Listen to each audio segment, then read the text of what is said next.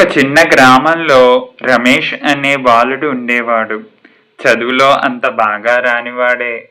ఎప్పుడూ పరీక్షల్లో తక్కువ మార్కులు తెచ్చుకునేవాడు. అందుకే అందరూ అతన్ని "నువ్వు జీవితంలో ఏమీ సాధించలేవు" అని ఎగతాళి చేసేవారు. కానీ రమేష్ మాత్రం ఒకసారి కూడా లొంగిపోలేదు.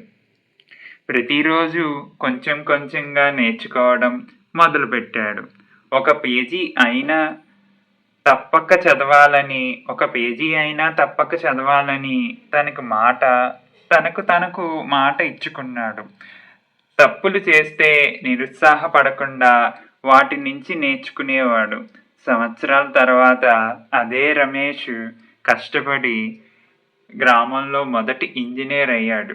అతన్ని ఎగతాళి చేసిన వారే ఇప్పుడు గర్వంగా అతను మన గ్రామం వాడే అని చెప్పుకున్నారు.